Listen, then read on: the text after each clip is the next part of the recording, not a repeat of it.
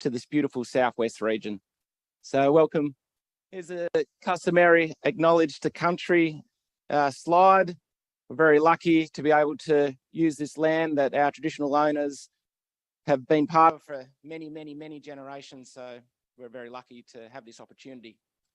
So welcome to Southwest Connect. It's interesting, you know, like last year we had the inaugural event, and it's good to see so many familiar faces here. And during that period of time of October 2021, organising conferences seemed a bit of a challenge. We had the dreaded COVID hanging over. There were issues like, is this city in a lockdown? What are the rules in relation to social distancing? How many people can be in a square meterage area? And we thought, you know, it's now May 2022 and we don't need to worry about all those rules. And as each month passed, all the governments started to relax their rules. And so from the outside, you thought, gee, organising conferences would be pretty easy, much easier. Well, then there were new words that started to present themselves. Inflation, fuel prices, airline prices. We watched the Dow Jones go from 37,000 points to 27,000 points. And there were new challenges for organising conferences and in particular investment conferences. And the point that I'm getting to is I just really want to acknowledge everyone that's here for making the effort, for being here, supporting vertical events, this conference. And that goes from the 60 odd companies, ASX listed companies who have signed up to present, to all our sponsors, and we'll go through them shortly, to the many investors, whether they're retirees or part of family offices or from stockbroking firms. Vertical Events really appreciates your support, both through the COVID period and now through this period. But one of the most exciting things that we're embarking on is the drive towards the EV sector. And we're going to hear a lot of presentations in relation to that.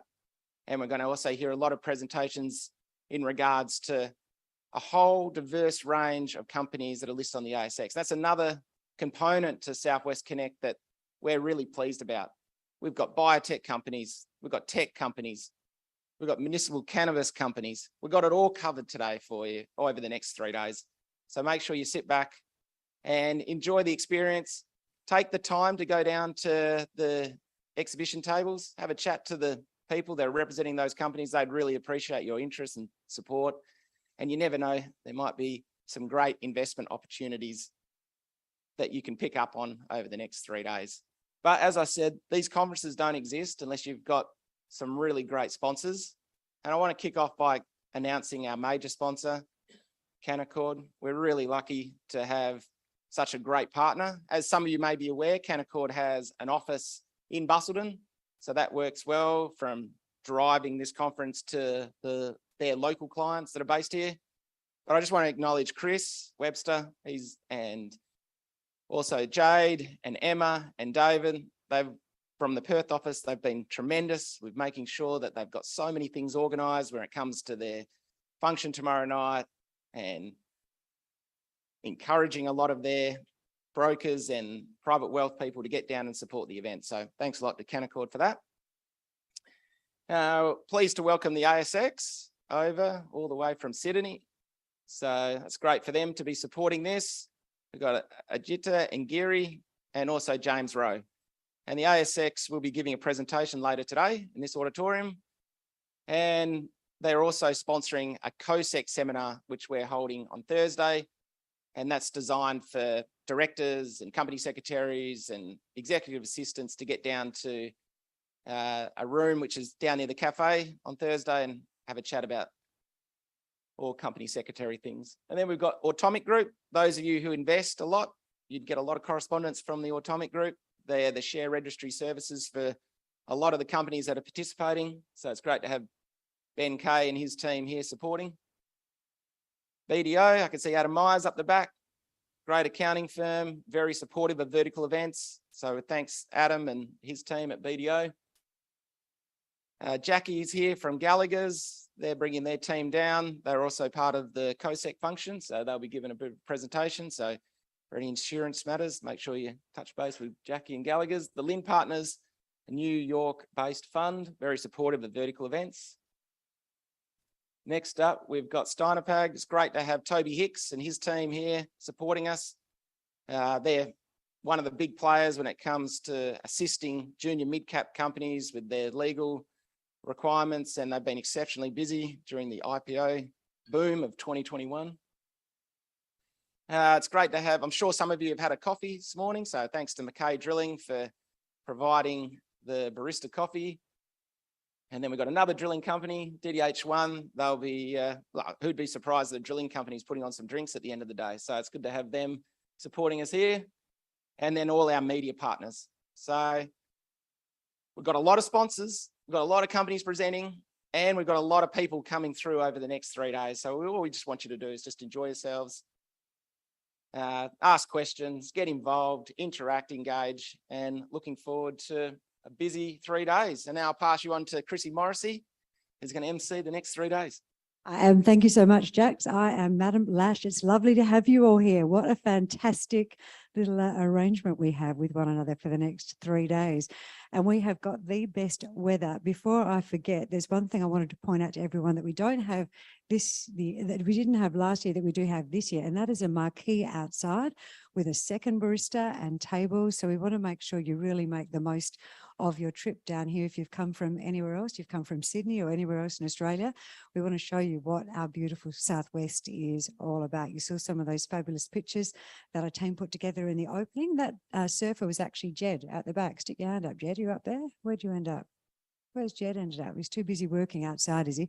So the surfer was actually Jed, one of our vertical events team, who took it on the chin, took one for the team. He came down with his surfboard and he shot all those shots for us for the start this morning. So we want to show you what this area is about if you've come from somewhere else. So please grab a coffee or a cup of tea, go out there and chat investment potential. I'm going to keep my part here very brief this morning, and I'll tell you things that are going on as we go throughout the day. Essentially, I'm going to sit up when there is 2 minutes to go. I'm going to ring my bell at 2 minutes. I'm going to stand up if you're a speaker at 1 minute. And with about 10 seconds to go, if I'm close to you, very, very close, you need to move very, very quickly because I've got quite a good right hook. Okay, so we need to keep things running in time. So that's why I say I'm Madam Lash in the nicest possible way. It's my job to keep things moving and going, but also to ensure that you have a fantastic experience here. So let's kick this off, shall we? Jaxon mentioned our major sponsor. We are so glad to have Canaccord back. And their CEO was so desperate to come back here. He's based in Melbourne, and he was like, I really want to come here, didn't he? And he said, look, there's so much to see. We've got 60 investors to analyse. You've got this great weather. You've got fantastic Southwest food, wine, beer. I'm going to book a ticket. He's in Melbourne. Guess what? There was a small problem. So instead, Christopher Webster is going to open officially our conference for 2022. Please make him welcome, and he will explain a little bit more. Christopher. Thanks, Chrissy. Yeah, so popular is this region becoming that all the flights from Melbourne are completely booked out. So we did have a contingent in Melbourne, and they're sadly stuck to the live stream because they couldn't actually get here. So it's a great sign for the region. And before I get onto the region, I just want to thank Stu and Jaxon and Andrew and Prue and that vertical events team. If you want to know what resilience looks like, running conferences through COVID, what a team to endure that. And we are certainly very appreciative that they have allowed us to be part of this conference. Like the Busselton region, we think this conference will go from strength to strength. This is one of the fastest growing regions in Australia. We're very proud to have had an office here for over 20 years, and our team here is growing. So we've now got 7 full-time staff around the corner. They will be at the booth during this conference, and please step by and say hi to them while you're there. And if you're coming to our cocktail party, then head to the booth as well. We'll give you your registration band so you can get there safely on the buses and those kind of things. So, listen, what's special about Canaccord in this region? Well, listen, we're a global investment bank headquartered in Toronto, and we have a presence in Busselton. And the network of Canaccord is quite phenomenal. The global research that filters down through our offices is real. Very delighted to introduce Tony Brennan to you this morning. So Tony's based in Sydney. He's our Chief Investment Strategist. Every morning at 6 o'clock West time, he briefs the dealing team of 112 advisors, and his job is to decipher what's happening out there in the global markets, deciphering the geopolitical, what's happening in the US, what's happening in Europe, the war in Ukraine, and he frames it to us in a way that we can understand what it is, and then use that to determine how we're going to position our clients' portfolios for risk, and ultimately what goes into those portfolios. We really want to educate our clients, help them navigate markets, but also provide opportunities. And I think over the next couple of days, you're going to hear from 50 companies that present great opportunities. But, you know, sadly and heartbreakingly, there's another 50 that wanted to get on the card as well, but we couldn't quite fit them in. So really delighted to be here. Canaccord's very proud to be associated with this. And I hope you have a wonderful few days, and please come and say hi to us when you get the chance. Cheers.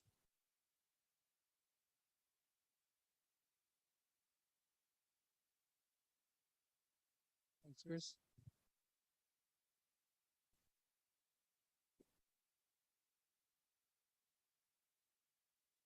I think I'm on, yes.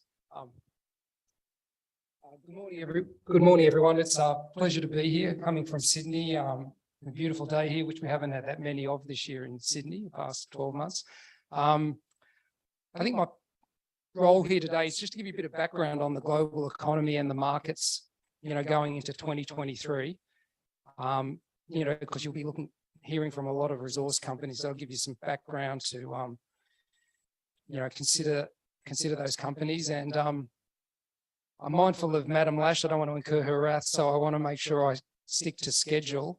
So in my presentation, I'll probably flick through some of the material. It's a bit longer than we need, really. So I don't think you'll probably, you know, you probably have a fairly reasonable understanding that the global economy is getting a bit tougher, and probably next year will be a weaker year for growth for the world. We've got sort of a slower picture in all the big economies, the United States, Europe and China. Not much to differentiate them, although they have different issues. And we'll have a slower path here as well. How bad it is remains to be seen. I think there's some hope that it's not too dire, which I'll sort of try to illuminate for you this morning. The markets have been tough in advance of that, as Jaxon mentioned, and there's reasonable grounds for thinking they'll be better next year. And you know, there's still a lot of uncertainty, and I think at the moment anxiety is probably the highest we've had through this whole year, to be honest. And it's because I think a lot of investors and economists and analysts and governments, politicians, think we're not really making much progress in getting on top of the issues. And so what I wanted to talk about today is the progress we are making, because that's the title of the presentation I'm bringing. And I feel we are potentially at a bit of a phase now where the outlook starts to get a bit better. And so in terms of our advice, our investment advice, having been very cautious since early in the year, so recommending investors hold a lot of cash without much exposure to any real asset class, we've just recently gone to a bit more of a neutral position, trying to get people to come back into markets a bit more. We did that with regard to fixed income investments in around June, and we started to do that with equities this month. We're not necessarily telling people to go overweight into those investments, but just maybe coming back to neutral, because I think the outlook is a bit more two-way now. I think it was very much one way to the downside early in the year, but I think it's become a bit more two-way. Things can go wrong still, there's no question. It could get worse for a bit, could be choppy for a while, but it does make, you know, we've still got a couple of months this year. We could go into next year with a better outlook for markets, even if the global economy is a bit weak. Things can go wrong, but things can also go right. So that's the focus. I'll quickly flick through and just take my phone out to keep an eye on the time, because I don't want to get wheeled off. So let's get started quickly. So look, I think it might have been a surprise to everyone this year that it has been this difficult in markets, because we've had some pretty tough years in the prior to a pandemic, for goodness sake. And everyone was hoping probably it was going to be a little bit more back to normal, but getting back to normal hasn't been so straightforward. And so this year has been about some new challenge, which I've just tried to summarize here. It won't be anything surprising to you if you follow the news. None of this is going to be too much of a shock. But, you know, the pandemic itself was a pretty dramatic event, and getting out of it required a lot of policy stimulus, which is now probably overcooked things a bit much. So that's had to be reined in. And we've still got this sort of legacy of some of the constraints of the pandemic. So people's spending patterns, the supply of goods and services is still being a bit distorted, which is another sort of troublesome situation, gradually resolving, but slowly. And then we've had this conflict in Europe. And so, you know, the consequences have been, we've had these really dramatic economic recoveries, which no one really expected.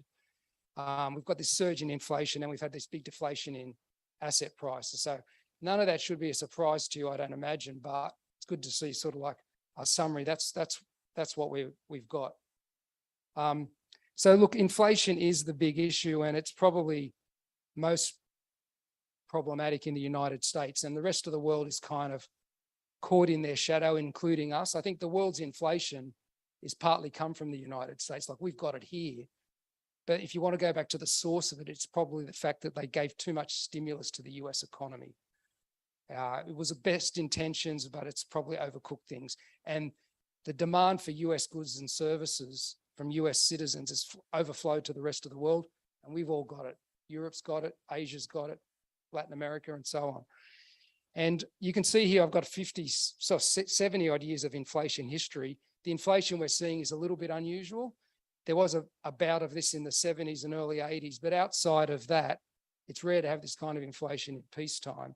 And it's jumped quite a lot, and it's not really coming down a lot. But look, this is an area where people are just a bit uncomfortable with the progress, just hasn't been happening. What I would say to you is that it does tend to lag. Like inflation coming down is probably one of the last things we're going to see in a proper full-scale manner, because to get it down, firstly, policy has to tighten, then economic growth has to slow. All this takes time. There are lags in all of this, and then eventually inflation will come down. But, you know, people want some instant gratification, at least some comfort, and it isn't coming down a lot at this kind of headline level. And so that's contributing to the anxiety, because it's sort of creating this concern that the tightness is going to have to get greater and greater until everything's quite strangled. And that's where we're at right now, but that picture could change fairly quickly in the coming months. And you're not getting much of that message. You're getting a very pessimistic message everywhere. Like people that were pretty relaxed early in the year, when we thought you should be very cautious, are now getting very anxious when we think you might be starting to see a turning point soon. So keep that in mind. Sorry, I just went backwards. Right. So I am going to move quickly. So just to highlight some of the progress, commodity prices are falling.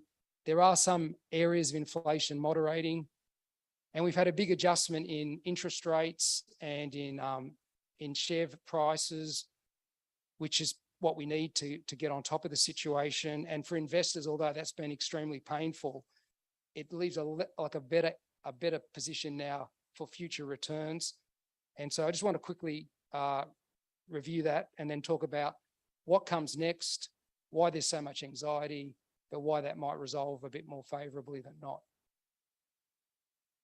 So look, you don't know, we're going to have a resource conference over the next few days where commodity prices will probably be what everyone's talking about. So I don't want to labor the point, but if you look across the spectrum, prices have been coming down in most categories. So, you know, I won't labor this too much, but in agriculture, metals and energy, you've had 10, 15, 20% fall. It wasn't that helpful that OPEC cut production just recently, but you're still getting a bit of an adjustment there. And this is offsetting the surge in those prices through 2021 and when we had the conflict start in Ukraine that have been a pretty significant contributor to the inflation. So that reversal is a good thing. And if it goes further, all good. That's a good thing too. If you look at inflation and you break it down into the inflation in goods and the inflation in services, and here we've got the US and Europe, US on the left, Europe on the right, you can see the inflation in goods is already reversing quite a bit in the United States. Again, you don't need to be told this. We've all lived through the pandemic.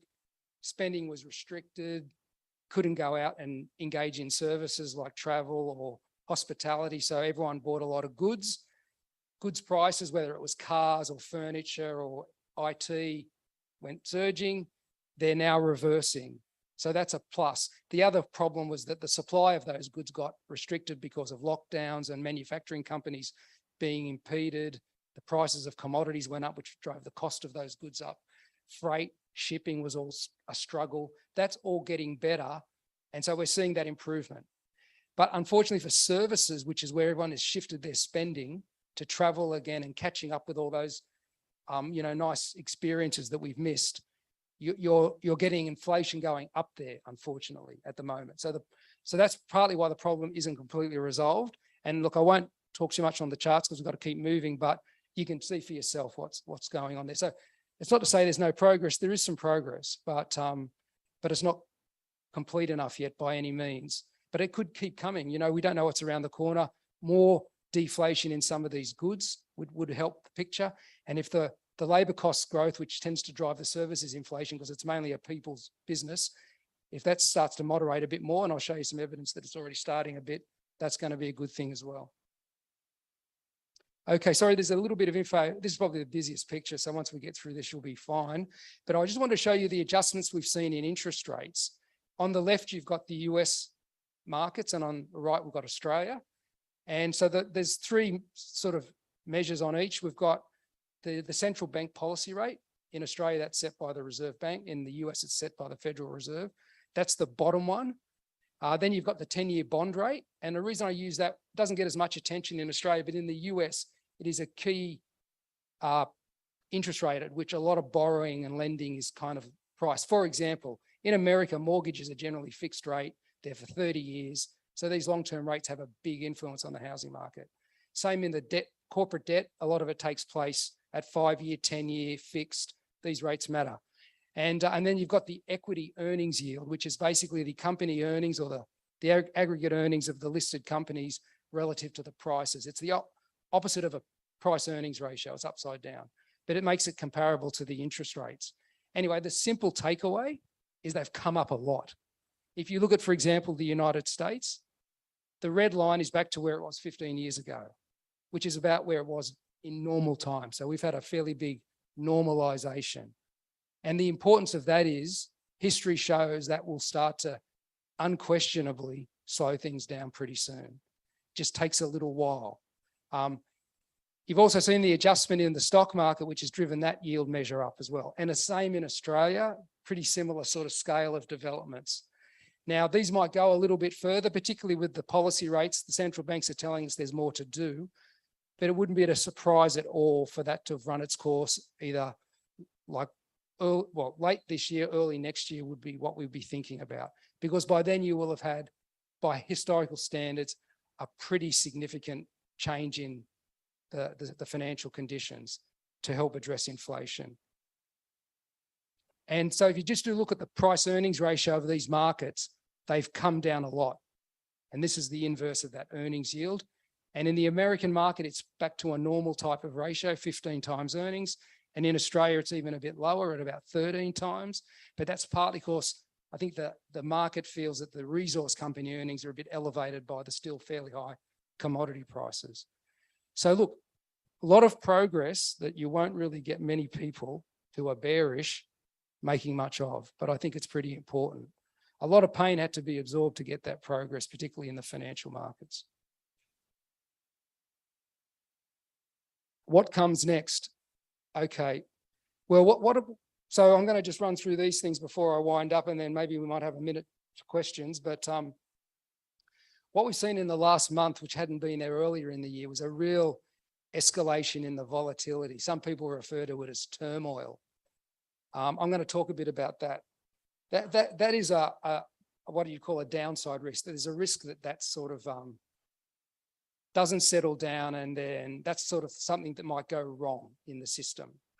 Are we going to have a global recession? I think there's a reasonable prospect of that now, but it doesn't necessarily have to be a really deep one.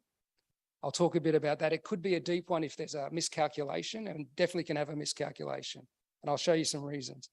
Is Australia immune? I think we have some immunity. We have a better situation here. So then if you're thinking about investments, obviously you're going to have a fair bit of your investments in Australia. Here, the outlook's even a little bit better than some of these other places where we've already had a reasonable adjustment. And then finally, what does it mean for the markets going into the end of the year and next year? Here's a couple of measures of market volatility. The top one is bond market volatility. It's all it is the day-to-day up and down in the 10-year interest rates. How much they go up when you woke up one morning and read about what the US markets did the night before. What do they go down the day after? How much are they going up and down? You can see that started to creep up quite a bit. It's a monthly average as well. Some days have been much sharper. It's gone up quite a bit. And then the stock market volatility has been creeping up as well. What's all this about? I think what it's about is the fact that after 9 months of weak markets, and it hasn't just been shares, commonly it's fairly concentrated in shares when you have a transition in the world economy, but this one's also been affecting property. Fixed income investments have been as weak as shares. They're often considered defensive. They're not been at all defensive this year. I think the consequence of that now where we are today, and no one has a lot of clear sight as to this ending, is you've had amplifying stress. People have been sitting on losses and the losses have kept going and they can't see an end to them, so they're selling. And you're getting a fire sale, in some cases because there's no alternative, like in Britain with the pension funds. Other people are just bailing, and it's added to this up and down day to day. And it's a sign of the stress, which is something you can't take too lightly. But listen, I think if the Federal Reserve gets finished what they need to do in the coming months, the stress will really start to abate. It'll mean that the bond market will stabilise, and that's one of the sources of stress. And I think there's reasons to think that's possible, though not guaranteed, but possible. So these stresses are there at the moment. You can't take them lightly. Something could crack. And if there's a miscalculation, and in the 2008 financial crisis, the collapse of Lehman Brothers in hindsight was probably a mistake. It could have been supported and saved. They thought they should let it go to prevent people thinking they can endlessly take risk and get bailed out. Well, something could go wrong. So don't get me wrong, we're not too complacent, but hopefully common sense and will prevail. What else is a potential risk? The issue as well we've got is that every country in the world is raising interest rates at once. And this is a 50-year history comparing which countries are putting interest rates up and which ones are putting interest rates down. And it's very skewed. It covers about 40 odd countries.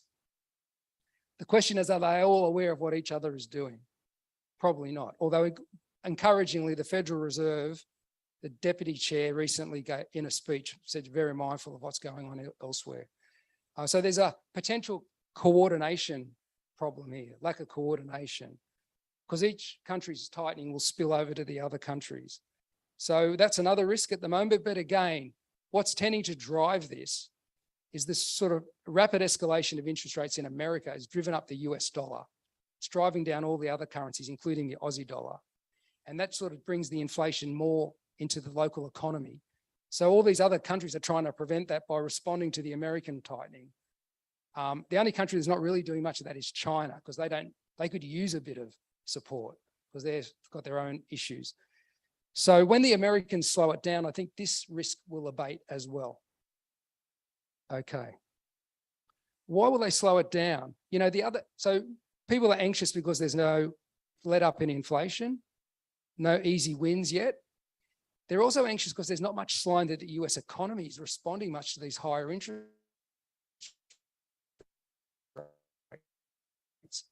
But it just took time, and I think they've only been raising rates for about 6 months. And the lags are famously, as Milton Friedman, that famous American economist, said, they're long and variable. They take a while. People try to look at leading indicators, and this is a leading indicator in yellow.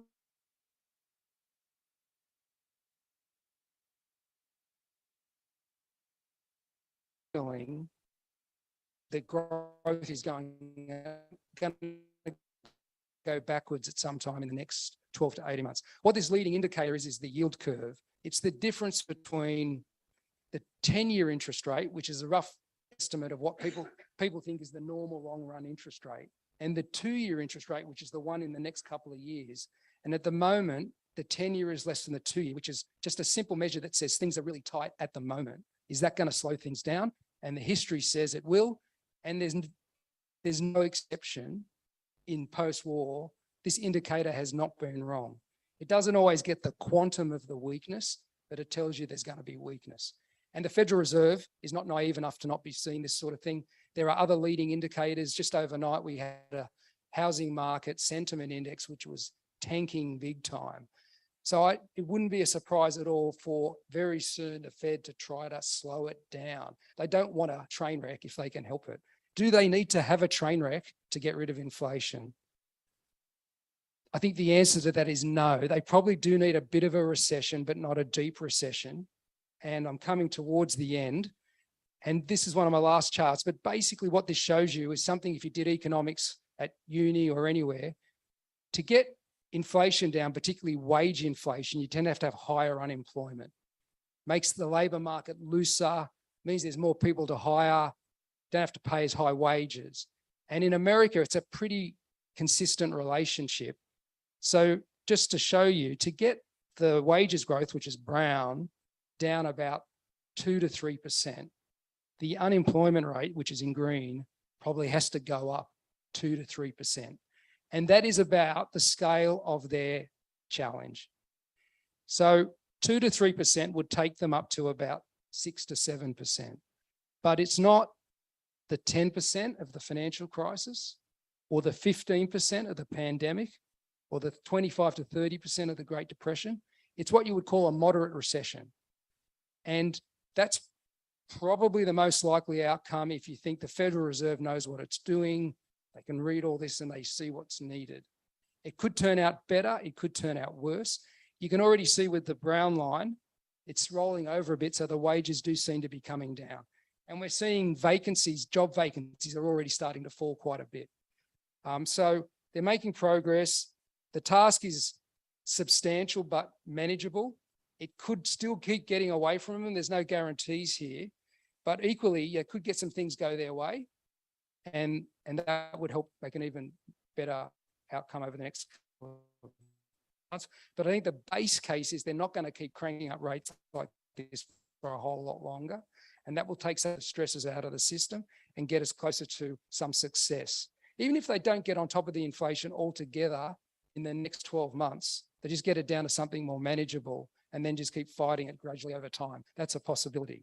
And then, like, lastly on Australia, that chart there for the United States, I've mimicked for Australia here. And this is key because this is the big difference. In Australia, we've got unemployment at an equally unprecedented low, but it hasn't generated the same wage inflation that you saw it has generated in the United States.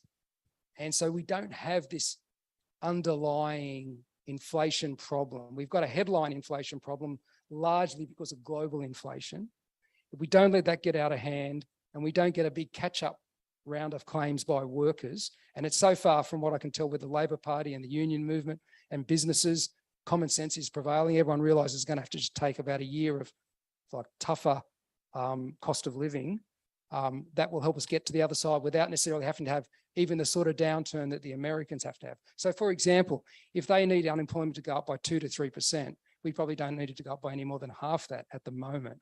But if the darker line at the bottom starts to climb quickly and it's just lagging and we're just not seeing it, then we will have a bit more of a challenge.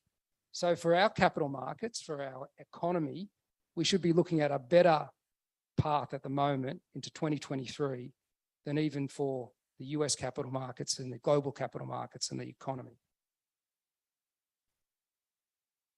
So just to finish, you always get episodes like this. I know it's not much fun.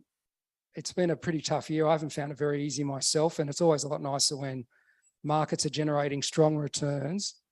So this little chart just shows you that in different parts of the economic cycle, investments respond differently. You better take it in quickly because I've got 1 minute 45 seconds left. So what you can see is that we have been in the period over to the right, late recovery, where bonds and shares have been going down, commodities have been coming up. We're transitioning across the recession phase, but we might move through that reasonably quickly. It tends to be the shortest episode in these sort of full cycles, and we could move into the recovery phase sometime next year. Maybe economies will be a 2024 story, but markets might start to factor that in 2023. So as I said, we've tended to encourage our clients to think more about having some positioning again. Things could go either way now, but not necessarily inevitably downward.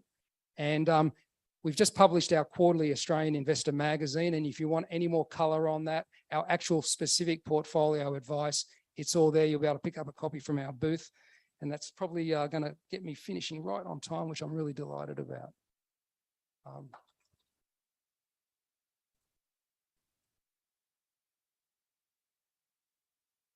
It's a very slender stage, so it takes me a lot to get across here. Did you notice that, everyone?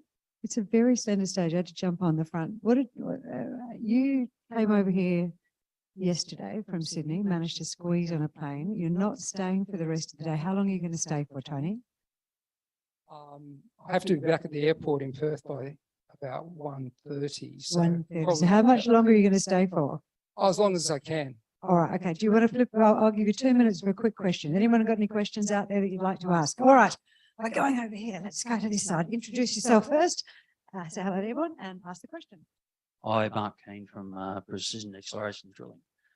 Question about wages and employment growth. Your chart up there seems to show probably a different picture to what we see on the street. I feel that wages are going to be very strong, growing very strongly over the next sort of 12 months.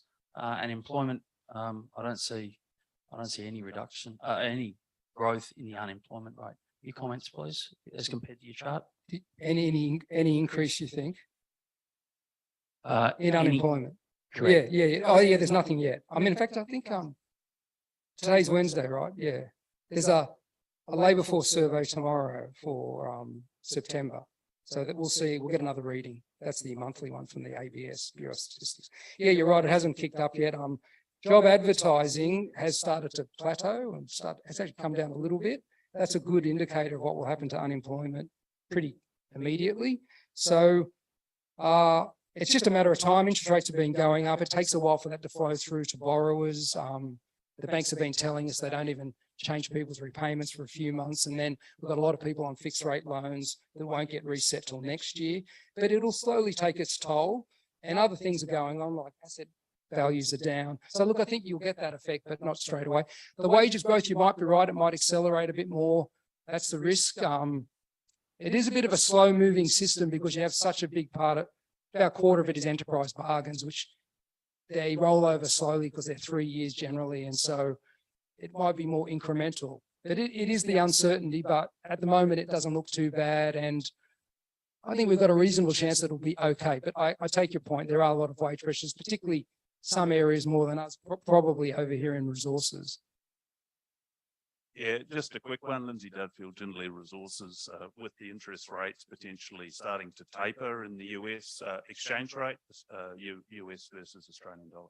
Yeah, look, that would, I mean, if they do start to slow it down, like we've already had the RBA start to slow it down, although they keep saying they're going to just keep going. But if the Federal Reserve can start to slow it down, I think quite quickly you'll see the peak in the US dollar and it might start to come back a bit and it'll really relieve everyone else quite a lot and it'll probably relieve the stresses in the system. Things could go wrong, like no one's got a crystal ball and there are big challenges, but I think we've already made quite a bit of progress. And at the least, I think from this point in markets with, you know, the US equity markets down 20-25%, our market 10 to 15%, bond markets are down 15 to 20. That's unprecedented, that weakness. Property prices are falling. Like the prospects going forward now become a bit more two-way. And there's a cost to going in the market too early for sure, but there's also a cost staying out too long. So that's what we're trying to get people to think about, even if they stay bumpy for the next 3 to 6 months. Rather than at the beginning of the year where it looked like things were so high they would have to correct. I think it's a little bit more two-way now. Is that allowed? 2 questions? Where do I see the what, sorry? Oh, well, forecasting equity markets and bond markets is easy compared to the currency. Why don't you ask me a hard question? Alan Greenspan said the best guess was, sorry, the best forecast was a guess. He knows more than me. Now, look, I think probably, given we've had such a period of strength, the US dollar's at a 20-year high, it's up nearly 20% this year. Probably it will be maybe a bit weaker if the Fed, in a year from now is reversing a bit, it's possible. But look, it's not something I'm bothered. We're going to have to leave it there. Thank you so much. Well done. Thank you very much. We've got an hour of you here at the conference before you take off. Is that right? Good on you. Okay, thank you. And hello to Marcus out there who we know is watching. Matthew, would you like to come up and join us there? And would you like this microphone or use that one? Okay, not a problem. So our first presentation from our investment opportunities for you, ladies and gentlemen, is coming to you from Red Dirt Metals. Matthew is their MD. They've got the accelerating of the development of the Mount Ida lithium project happening at the moment. They've already got key approvals in hand, and they can transition to production rapidly compared to some of the other lithium explorers out there. They've also got, in addition to Mount Ida, they've recently acquired the Yinnetharra lithium project, and that provides really significant future opportunities for them. Would you please make Matthew very welcome, everyone? Thank you, everybody, and good morning. Hopefully you can hear me properly. Red Dirt Metals, we commenced as a company about 12 months ago now. We started with the acquisition of what is now our primary asset, which is the Mount Ida lithium project in Western Australia, just 230 km north of Kalgoorlie. Accelerating towards lithium production, we started with a raise earlier this year of around about $22 billion. Since then, we've put 60,000 meters of drilling into Mount Ida in both exploration and drill out. When we picked the asset up in September, October of last year, during our evaluation, our due diligence on the project, we discovered that there was lithium-bearing pegmatites on the asset. Since then, and as of today, 12 months later, this morning we actually published our first maiden resource estimate, which I'll get onto in a minute. We put about 28,000 meters into the actual resource areas themselves. It's located on granted mining leases in Western Australia. So I'll harp on about the mining leases aspect and what it gives Red Dirt, and the fact that it gives us a speed and facilitates basically access to putting that asset into production as fast as we physically can. Heritage approval in place. We have no environmental issues, and all our environmental approvals are in place for us actually to start mining. We've, as I said this morning, we've put out our first maiden resource estimate after 12 months of drilling, which is a fantastic milestone for Red Dirt, and we're focused on delivering the asset and an accelerated path to market. We want to be part of this buoyant lithium market. We want to be selling our product into a market where we're getting $3,000, $4,500, $5,000 per ton of SC6. Where are we? The asset is located 230 kilometers northwest of Kalgoorlie. It's has very good access to excellent infrastructure. We have rail and road down to Esperance Port, and road across to Gelton Port, which is probably the primary location for us to export our product out of. We have a camp on site. We inherited quite a bit of infrastructure when we picked the asset up in late 2021. We have co-owned an airstrip next door, so 5 kilometers away. That airstrip will be up and running in the first quarter of next year. Again, located on granting mine leases. 2 of these leases, mine leases, are the oldest in Western Australia. One of them will be the first one that's actually renewed for a second time. This gives us a distinct advantage with regards to actually putting the asset into production. It means we have much less regulatory work to do, much less approvals to ask for. It gives us basically between a 45 and 60-day timeline for once we put our mining plan into DMRS before we're actually granted permission to mine. It's on a mining lease that's been mined since the early 1900s, so it's a disturbed area. We have no native title. There's no title claim over our area, and we have heritage approvals in place. And what we have is a significant lithium footprint, and we've only been working for about 11 months to 12 months on the asset. It's an asset that provides enormous upside potential. It's an asset that's never been explored for lithium previously. It's an asset that's only ever been explored for gold and silver. When we acquired the asset, we threw 4,400 drill holes, to give you an idea of how large the database was on the asset. There's 155 square kilometres of tenements there. And of those 4,000 drill holes, only 15 of them had lithium assays in them.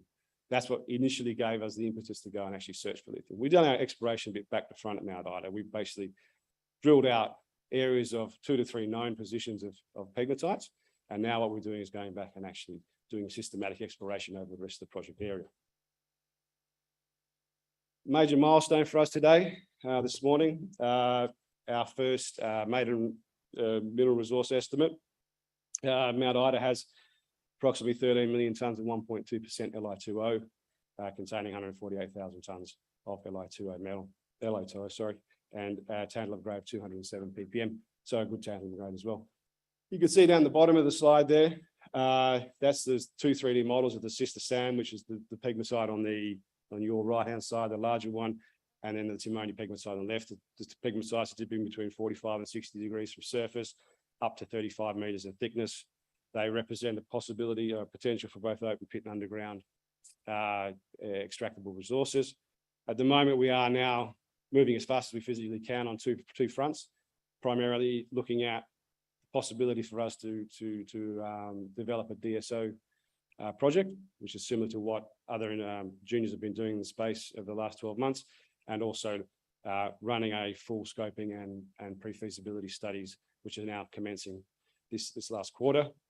We're also, post the resource estimate, I think I was personally a little bit disappointed in the amount of conversion into indicated that we had on the asset, considering the amount of drilling we've done, but our consultants were quite strong on that point. So what we're doing now between now and the end of the year is putting a concerted effort into converting as much of that inferred into indicators as we physically can.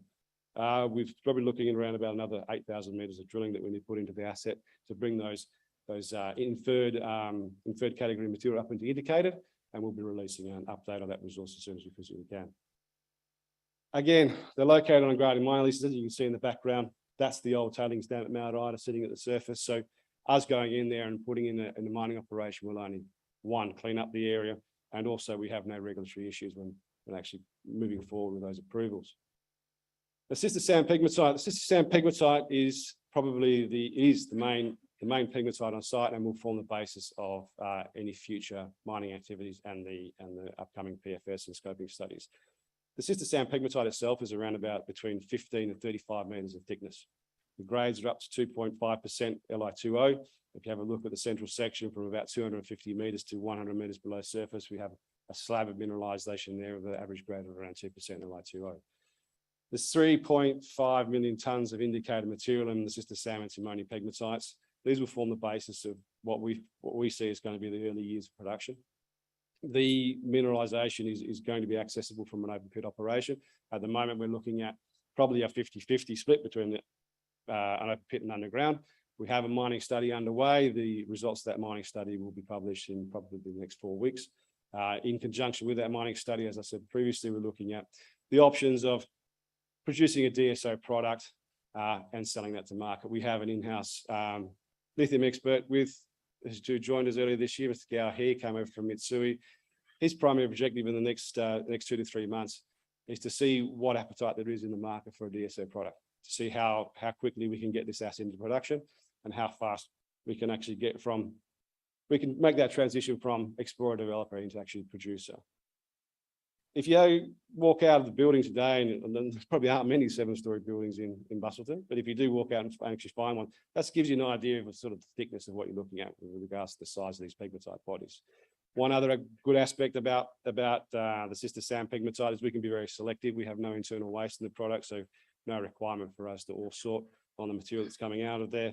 We have a high spodumene content, and our initial metallurgical tests that we've done so far produces both a DMS and flotation concentrate with recovery values between 50 and 75% on the resource itself. The lithium market buoyancy, I'm not going to dwell too much on this because I think a lot of people are going to cover where we're at in the lithium space at the moment. I think the one point we do want to concentrate on is the fact that whichever way you look at it, government policy and decarbonisation across the world at the moment is going to keep demand for lithium high. We, as a company, want to be in a position where we're selling into that market. Speed to market is our mantra. We need to be able to reduce our risk or financial risk going forward by producing cash flow as fast as we physically can. We need to be able to make sure that if the company can at all, be selling into a $5,000 per ton C6. You've seen what that's done for cash flows for the likes of Pilbara Minerals, for the likes of the core infrastructure production, mineral resources. Immense amounts of cash being produced over a very short period of time, cashing in on what looks to be a market that's going to be in deficit for at least another 5 to 10 years. I'm not an expert on forecasting metal prices, but I do see that at least in the next 2 to 3 years, and we want to be producing within that time frame, we're still going to be selling into a very strong lithium market. Our mantra again is speed to market. Because of having those granted mining leases, because of having no environmental issues, no heritage and native title over our projects in Western Australia, we have a distinct advantage with respect to other junior players entering the market in the next 12 months. Corporate overview, usually a slide to put at the front of the presentation, but dropped it down because just want to put a gap between what we've done and what we're going to do in the future. I guess the big takeout from this really is the David Flanagan joining the board as chairman. David, as you probably doesn't need a lot of introduction, he's set up Atlas Iron, was also chairman of Battery Minerals and on the boards of Northern Star and Macca. So fantastic experience with regards to corporate level experience in Western Australia and on mining companies in Western Australia. I think between myself and David, we've built 7 mines. It gives, basically what it gives Red Dirt is the capacity and the capability to put together a team to build a mine and advance the projects faster than our competitors. And that's what we're going to do. The focus on Red Dirt and on the next 12 months for us is to basically get Mount Ida to be producing. That is our first and primary focus. And I think we can do that. We have, like I said, we have a good technical board in place at the moment. And we have definitely the drive and impetus to actually get that asset up and running. Major shareholders, Waratah Capital, we've got a very strong shareholder register. About 50% of our shareholders, our shares are held by institutions and the board. Doesn't help with days like today when you get some good news out and get sold down. Not a lot of movement, but I think it does show the support there is on an institutional basis for the company and the belief that we have, the belief that the investors have in us going forward. New lithium province. This is just to go back, take a step back to where I started with Mount Ida. We picked up 155 square kilometres of tenements when we picked up the asset from Orabanda in late 2021. The key takeaway from this point is, as you can see in the middle of that slide, this is a large granitic intrusive body. In Western Australia, apart from Greenbushes, I think it is just about every lithium LCT bearing pegmatite is located within 0 to 5 kilometres of an intrusive granitic or wet intrusive granitic, something that is the source of the lithium bearing minerals, and then they are placed into the associated mafics on the borders of that granitic intrusive. That emplacement always happens within what they call the Goldilocks zone. So you get a fractionation within the pegmatites between 0 and 5 kilometres from that contact zone. We have in our tenement package there at Mount Ida approximately 22 kilometres of strike of that Goldilocks zone. When we picked up the asset, as I said before, if you look down in the bottom left-hand corner, there were 3 pegmatites on there. Those 3 pegmatites are the Sister Sam, Timonian and Sparrow pegmatites. They are what formed the basis of our initial resource estimate that we published this morning. The rest of the asset, or the rest of the ground, has been only sparsely explored. We started with a geochemical PXRF study early this year. From that, we followed up with 380 air core holes, which are in the lab at the moment. And after those results come back, then we will start in earnest exploration on the rest of the project. 2 minutes. Multiple zones of pegmatites. This just gives you an indication of what the potential upside is close to the existing resource that's just been published this morning.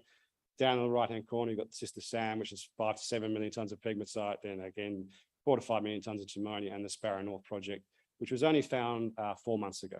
So that is all-in inferred Sparrow. But as you said, we've only found that 4 months ago. It gives you an idea of how quickly we're bringing these things into resource status. We are very aggressive. We put 60,000 metres into the ground so far. We are going to put another 40,000 metres in up until the end of this year, from when we publish this resource until the end of this year.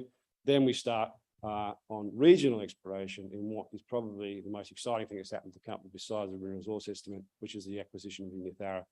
Unithara represents what we think is potential for a very large discovery of pegmatites. We have over 7 kilometres outcropping pegmatites at surface.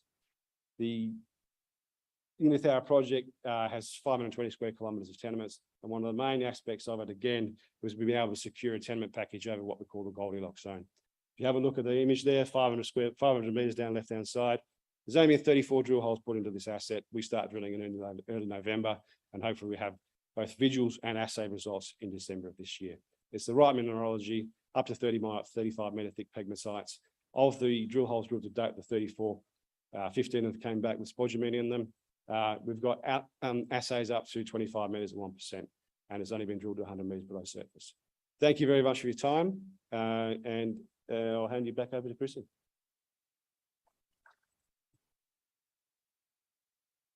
Thank you very much, Matthew. You're the fastest speakers I know. Imagine what you could go through if you probably talk that fast at the end through the whole thing.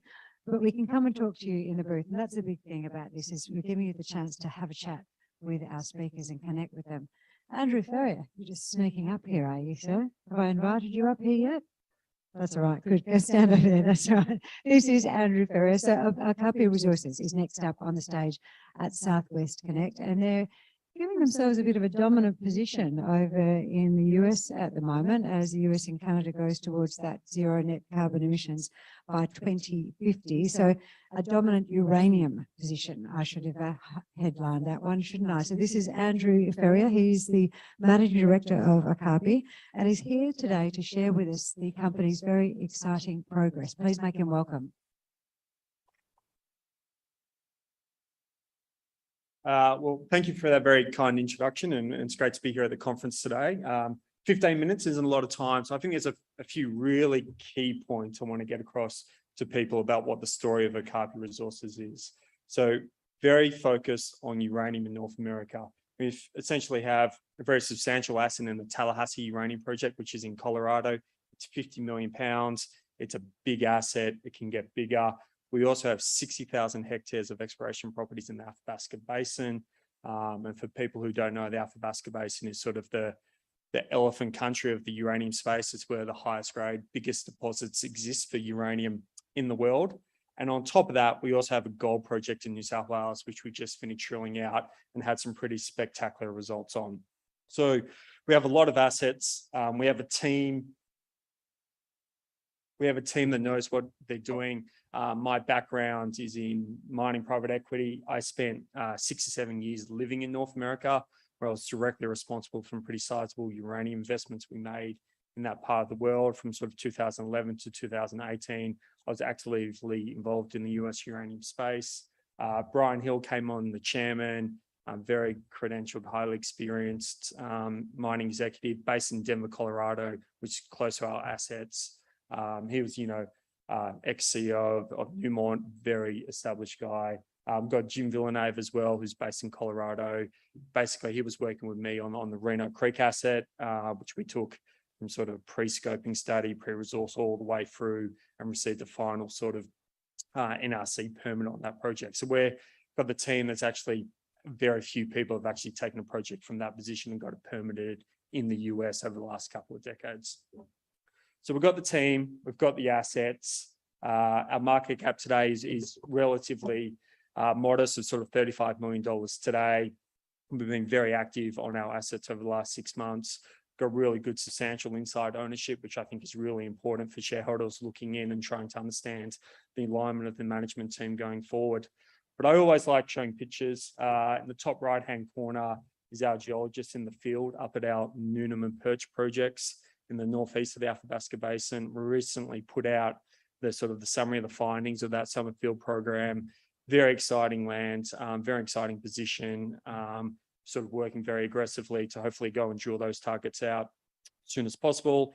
And then in the bottom right is our diamond drill rig on our Enmore Gold project in New South Wales. And I'll touch very briefly on those results that were put out to the market. At the moment, we've only announced 2 of the first 2 holes, which are impressive, and look to get out the remaining holes very shortly.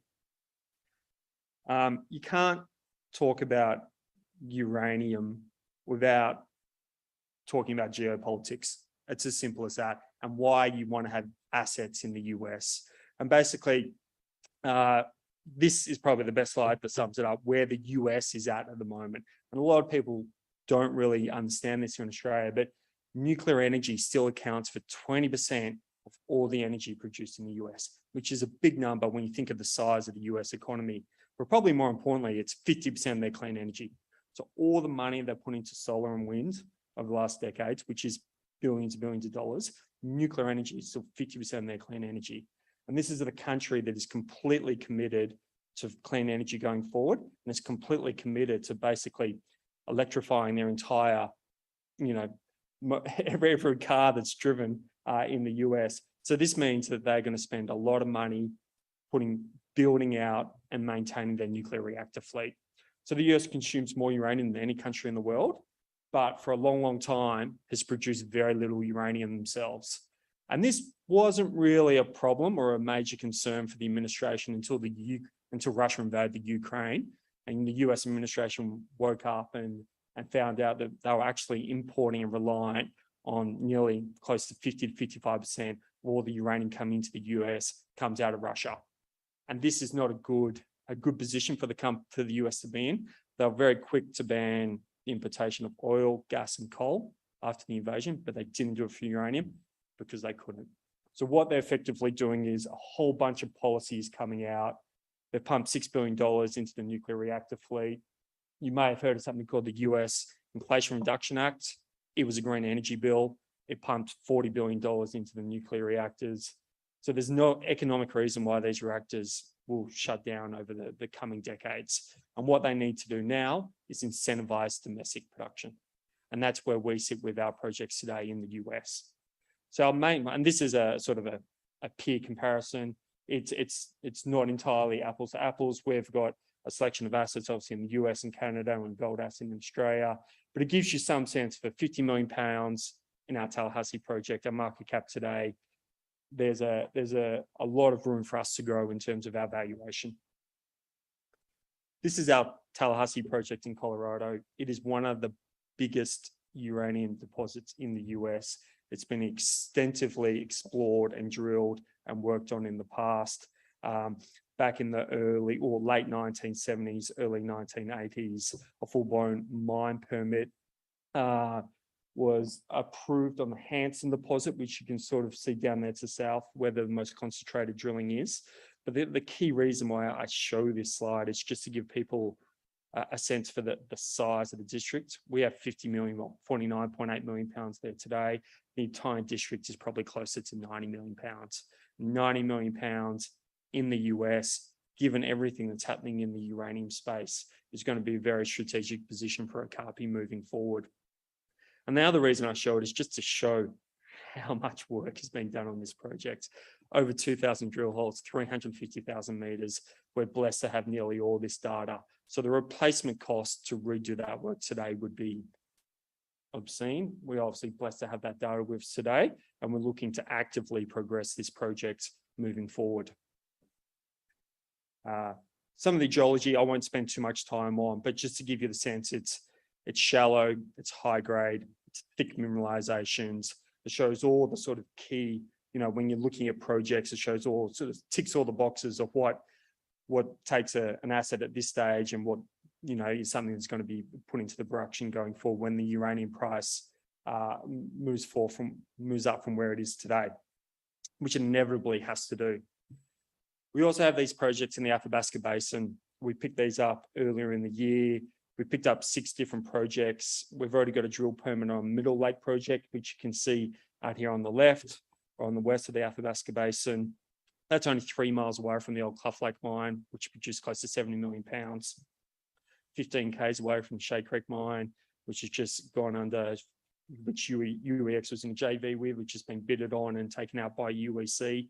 It's a very active market. UEC's also just recently bought the Rough Rider asset from Rio Tinto for $150 million. So there's a lot of movement in the Athabasca at this point in time. We're very clear in our focus and strategy in the Athabasca Basin.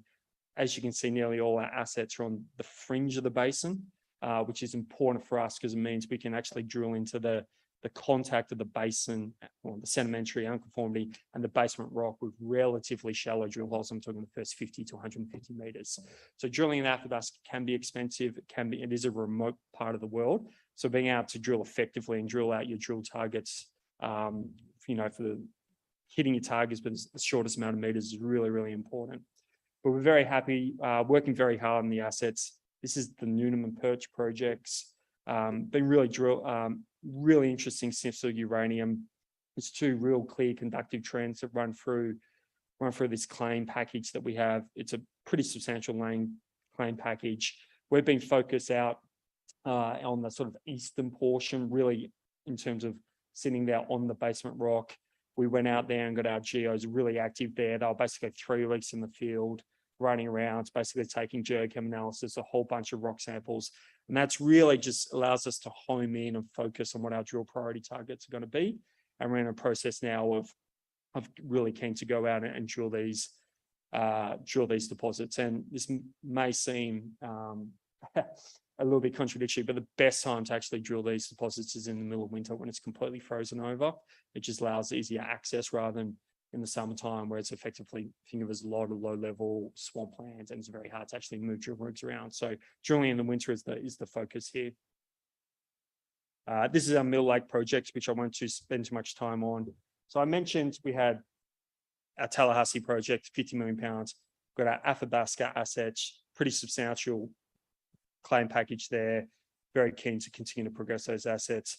We also picked up this Maybell project, which is also in Colorado. It's in the sort of northeast corner of Colorado. Basically went out and staked these claims ourselves, which gives us hopefully gives you a little bit of a sense of sort of our know-how in the US. This is a historic producer, produced over 5 million pounds. We've basically locked in nearly in the entire district. We've gone in quite a huge amount of sort of historic data, which has some very interesting sort of historic resource numbers on, which we're working through at the moment. And I think this is an asset which is a bit of a sleeper in Okapi at the moment, but we're going to get some information out to market hopefully relatively shortly, which shows the true nature of this deposit going forward. On top of that, we have some really interesting claims in the LaSalle district in Utah. LaSalle district has been a pretty substantial uranium producer over the cycles and numerous uranium cycles. We went out, took some rock chip samples early in the year, sort of hit 1.2% uranium. We hit 12% vanadium. These are really high grades. We have a permit to drill here. And the most important thing to really understand about this Utah district is that the White Mesa mill is 100 Ks down the road, which means that which is the only sort of permitted conventional mill in the US today. So there's a sort of a logical place for the uranium ore to go as we progress this asset. And then if all those assets in North America and our uranium assets weren't enough, we also have this gold project, the Emerald Gold Project, not too far from Armidale in New South Wales. We've put in 7 holes into this project over the last couple of months. We've done diamond drilling. We're following up on a really interesting intercept first that they drilled out last year, which was drill hole 6, which you can kind of see here, that was drilled sort of down plunge into mineralization. We've gone in, first drilled 2 drill holes, stepped back, obviously drilled perpendicular as much as we could to the mineralization. And look at some of these results. We're getting sort of 28 meters, 2.5 grams. These are economic intercepts, 5 meters of 4 grams on drill hole 2, another 11 meters of 3 grams. You guys can see all the intercept results here. So this is a high prospective part of the world where we've got a pretty substantial EL in MOR. We have sort of what we call 10 to 15 sort of walk-up drill holes. We were initially focused on just following up on the discovery hole from last year. We've then gone and sort of drilled down strike to hopefully sort of confirm other sort of high-grade shoots that may be in the districts. And in terms of the long-term strategy on our more gold projects, we're very much a uranium company. Uranium is going to be one of the hottest sectors going forward, given everything that's happening in the space and the desire for clean energy. You've seen Japan reverse their policy. You're about to see, I think, Germany reverse their policy. You've seen the UK come out and be very positive for uranium and nuclear. China and India are building nuclear reactors like there's no tomorrow because they understand it's the only form of clean baseload power to keep their economies running going forward. So that's essentially the Okapi story.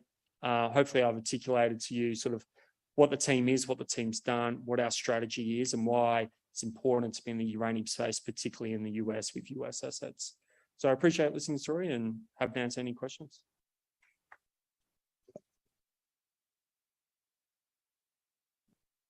Thank you very much, Andrew Ferrier. That was brilliant. I love the way way you wear your little neck thing too. It's very laid back, isn't it? It's kind of a bit of attitude there. I like it. If you're ever interested in information on uranium, because I love to do a bit of a deep dive onto our presenters that come onto stage. Carl Kruszyninski, you've all heard of him? Dr. Carl, he does a great little piece on uranium. I was listening to him last week and he was talking about the short-sightedness of governments in the way that they can dispose of this mineral, which he thinks has got the answers to all the problems that we have in the world, but he's just talking about a better way of disposing of it, and he thinks that's where you should be going towards. So have a little listen to him just to back up what's being said there by Andrew. Right, where we're going to go to next, team? We are going to go to one of the legends of the mining world, Mr. David Crook. Are you coming to join me, sir? Here he comes.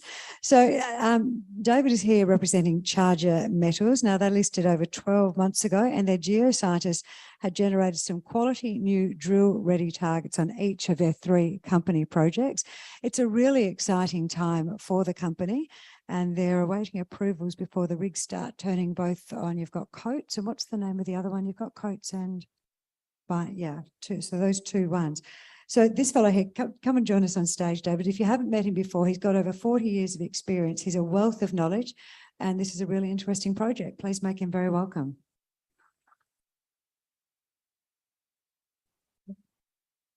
We were very pleased to be here last year, and we've made some progress this year, but we're still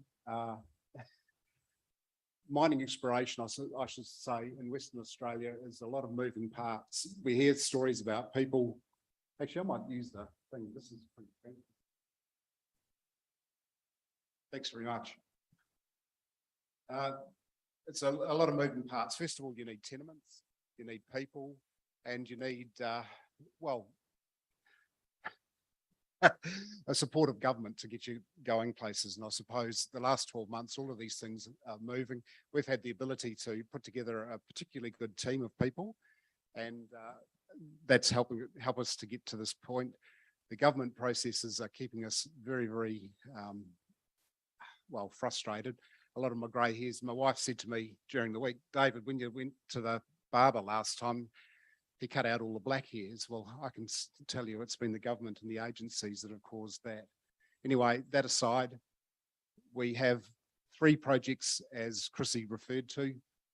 The ones that we'll talk about today are Bino, just out of Darwin, and we've heard people refer to the Core Lithium project earlier today, and we are in amongst those people. The one that I'm most excited about at the moment is Lake Johnson. We hope to be drilling there next month. The Coates project, we did put a couple of holes into, and we're still waiting for the drill results from that. Now, talking about people, Chrissy said that I've had 40 years experience, and she used a very kind word. Other people say stalwart, which means you're getting very old in this industry.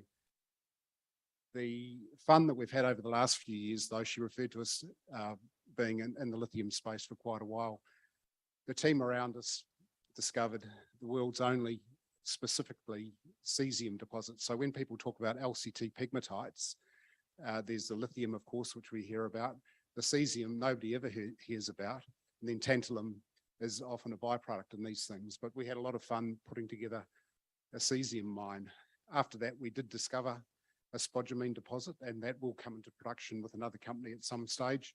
But the team around us, many of the same people, and we're in the throes of doing it again. We heard the last speakers talk about the Goldilocks zone. Well, one of our consultants, Nigel Brand, in the audience, coined the phrase Goldilocks zone, and that's one of the areas that we've been working at, for years now.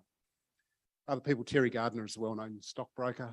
Adrian Griffin, he probably is one of the stalwarts of the lithium industry. Lithium Australia was certainly one of the first movers, and our portfolio was acquired from Lithium Australia, and that's where we've been able to get such a great group of tenements. Brian Dixon is also in the audience. He has helped manage many companies. He's a wealth of knowledge and keeps everybody business ready from a commercial point of view. Jonathan Smalley joined us. He's a very well-known goldfields geologist, but with a deep depth of knowledge across many commodities. So we have got that team in place. I should add, a nod to Lind Partners, who are one of our big shareholders. So again, a sponsor of this event. So let's talk Darwin. Darwin is just off the top of the map. The grey area that you see is Core Lithium's project portfolio. Ours is an exclusion within theirs. And all of the spots that you see through here are known pegmatites. The Core Lithium people have a resource, and they're currently mining this with a view to doing direct shipping while they build their plant. So as the last speaker was talking about, let's get some cash flow happening, and then we can work away from there. We have flown geophysics over our project, which shows geological continuity between a number of the pegmatites off our ground, and we're pretty much drill ready there. So we updated geochemistry that was in the area. In the Darwin area, because it's a tropical environment, spodumene won't hang around. So very quickly, all of the spodumene is weathered. The best you see are pegmatites sticking out of the ground. And in some instances, they'll have halos of lithium. And that's the way you prioritize where you're going to be drilling. So these here are lithium anomalies, and these are where we want to go drilling. The process in the Northern Territory is that you get a mine management plan, which is an environmental document. We got that months ago. And then there's an Aboriginal heritage veneer, which is a government department up there. When we applied for it in March, we were assured it was going to be 150 days. Well, it's a lot more than 150 days and we still haven't got it. We're assured that it's not too far away, but it's already raining in Darwin now. So we've got our fingers firmly crossed that we'll be drilling there this year, but it's starting to look a bit more difficult. This is a photograph of our geophysics. You can see the grain of the country is through there. There's an area called Ahoy there, and there's an area down here called Bilitis. We'll have a look at those in just a minute, off our tenement.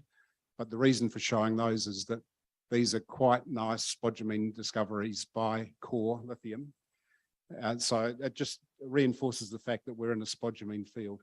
This is one of our geologists, Stu, standing on one of the pegmatite outcrops. So Ahoy there, these kind of numbers, nice, very significant, good grades of absolute spodumene. Bilitis down here. These are, like I said, all pegmatites. Core did do some drilling in this excision here and got spodumene. Our main targets at the moment are Old Bucks and Megabucks. I think they're very well named, and they're right on the asphalt. This is an asphalt road that goes out to fishing camps. So access is pretty much 365 days a year. And if we can get drilling, we will get drilling as soon as we can. Enterprise is a very high intensity geochemical target. Interestingly, Enterprise 2 is a very strong cesium anomaly. So just with our background in cesium mining, we will be keeping an eye on that, although it won't be our first priority. And same with 7up. That's a very linear, very long, intense lithium cesium anomaly, and we're looking forward to getting drilling there. You might recognise this map from Matthew's presentation. He did such a good job, we pinched it and added Lake Johnson, which was of course missing off his. This is where we plan to be drilling in the next couple of weeks. So we're in a well-established jurisdiction. Of course, Western Australia is a tier 1 area to be mining. We have very good access to the great southern areas. There's a road that goes through to the Norseman Road from where we plan to go drilling. We're very close, of course, to Earl Grey, which is one of the biggest in Australia. So it's a good address.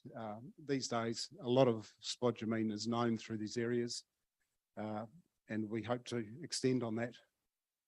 So this is what our project tenements look like. And the one that we are going to start drilling is down here. There's a big cluster of pegmatites up here. We've done quite a bit of work up there and we have lithium anomalies, but there's quite a bit more work to be done up here, so we won't dwell on that anymore. But from there to there is 50 k's of Nigel's so-called Goldilocks zone. What attracts us down to Metcalfe? The Geological Survey had mapped pegmatites out there, and a Lithium Australia geologist went out there and discovered spodumene sticking out of the ground. So absolutely first prize. So these are rocks full of spodumene. The white crystals are through there are spodumene from here. He mapped them in, and so we've got a swarm of pegmatites. There's up to 20 pegmatites there. The highest rock chip is 7%, so he's very carefully picked out a spodumene crystal and assayed that because that's about as high as you can get. But the generally 2s, 3s, 4s, 5s, irrespective of the number, the fact is that all of these are spodumene-bearing pegmatites. The fellow did an interesting form of soil geochemistry where he sampled the coarse fraction, and that gives us these purple spots here. That box is the same box as this. Now, the things that are interesting are all of the pegmatites that are sticking out of the ground are between these two white lines, but the anomaly continues way out to this way, and there are just a couple of hints of more pegmatites out there. So as far as drilling goes, we plan to put 3 lines through the middle, and then step out 160 metres, put a line out there, and of course, a long line right through there, and let's see what we get. But you know, that's 500 metres long. So overall, the anomaly there is the best part of 1 kilometre long. And so that's a good size as far as spodumene pegmatites go. Mount Day, we will just touch on it quickly. That's a lithium geochemistry. These are big flat-lying pegmatites. There's some cross-cutting pegmatites. The geologists may be interested in that. What we need to find, I believe, in this system is the feeder zones, because quite often that's where the spodumene lingers. So that's a work in progress. Just before I go on, with respect to where we are with the drilling, our POWs are in, our flora surveys have been done, and next week we're doing our Aboriginal heritage surveys. As soon as they're completed, and presumably we get the tick of approval, the POW will be granted. We've already lined up our driller, and so we start drilling. And hopefully that's West Australia's next spodumene discovery by drilling.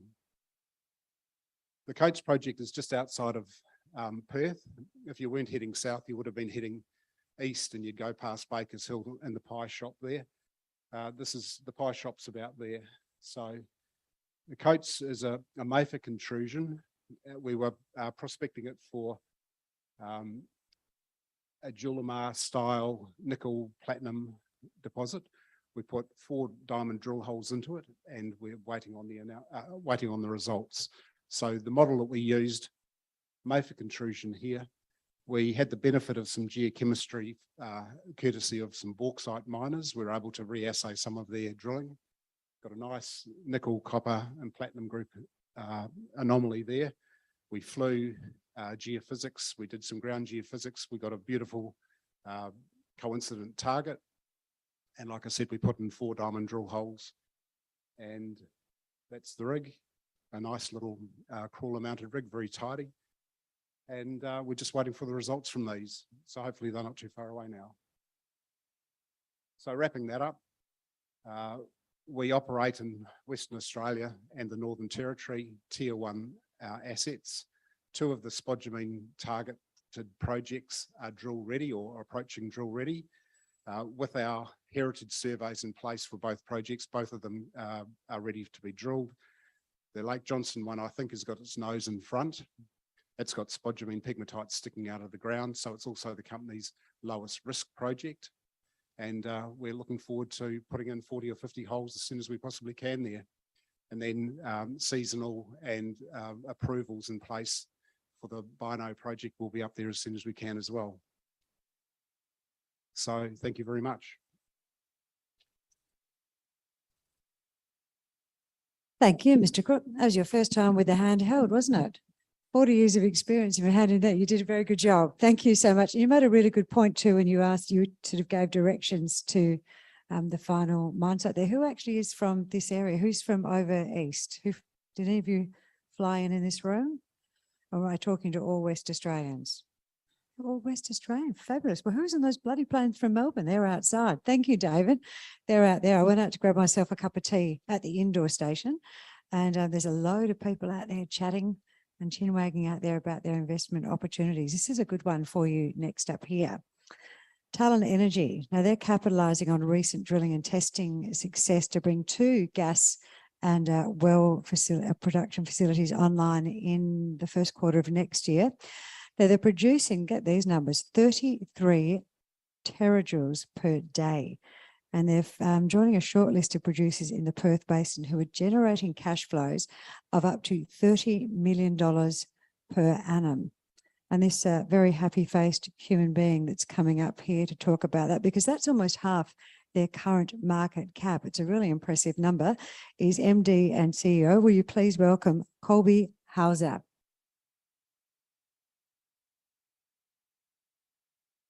Thank you, Christina, for that intro. Thank you to Canaccord for sponsoring the event, as well as the other sponsors.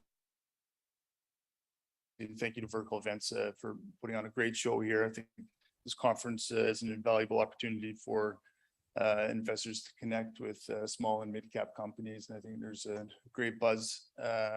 From what I can tell here, I think the current market's obviously offering up a lot of, I think, really good investment opportunities in the small and mid-cap space. So as introduced, Talon's an emerging oil and gas producer with sort of very little downside and remarkable upside across our exploration portfolio.